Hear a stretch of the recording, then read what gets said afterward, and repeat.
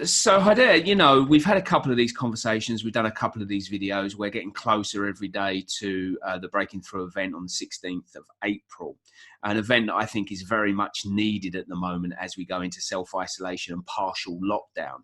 And, one of the things that crosses my mind and has been sort of floating around in the ether of my brain today is this concept of one day at a time.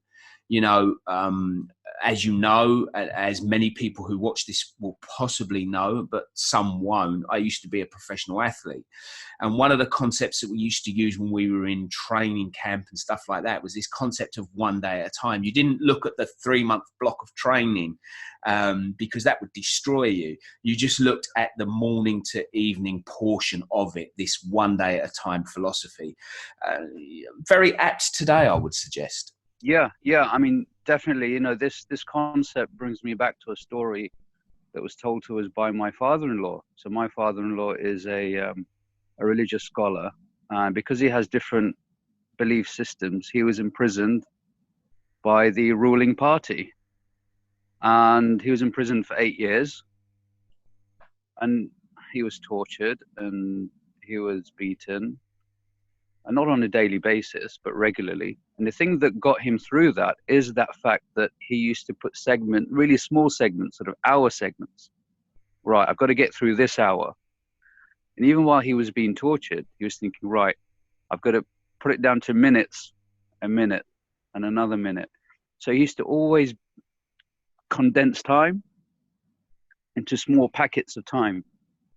And eventually, if you do that on a regular basis, you understand the power of being in the present by just condensing everything into really small packets of time. And then once you do that, you realize that this small packet of time has an infinite potentiality. It does. And it also has infinite power, because if you can transcend future worry, future stresses and future fears and bring yourself back into that present moment, that present moment when all is good, all is as it should be, there's an awful lot of power there, isn't there? Yeah. It's sort of, you tap into that infinite, packets of wonder, so to speak. Yeah, so that's my take, really. And it does work. And I think, during this, tumultuous times, having that presence of mind to stay in the present actually gets us a long way.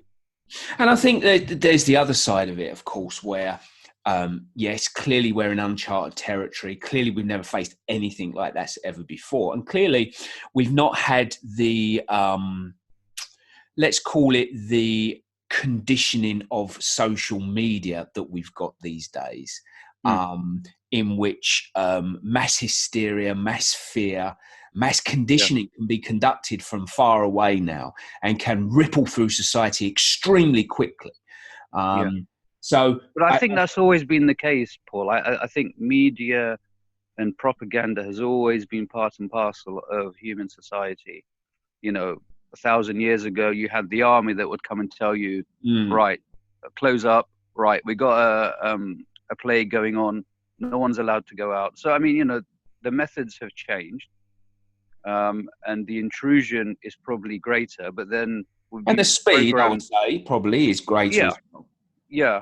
That is if you will open your space to that speed. If that makes sense. So you can close that. You can close that instant notification or instant messaging or instant intrusion of information into your psyche.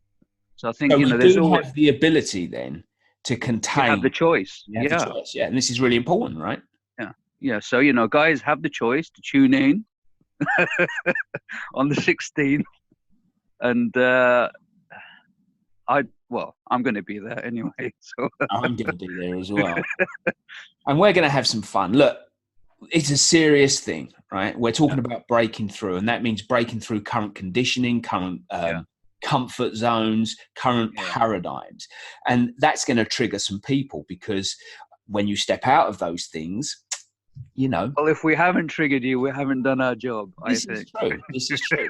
But by the same token, whenever there is crisis, there is also opportunity, because we live in a relativistic universe. There's no up without down. There's no in without out. So And as they say, the greater the darkness, the brighter the stars. This is it. So join us on the 16th of April for about an hour of just triggering and laughter with some information in there you might like. Just a bit, minute amount.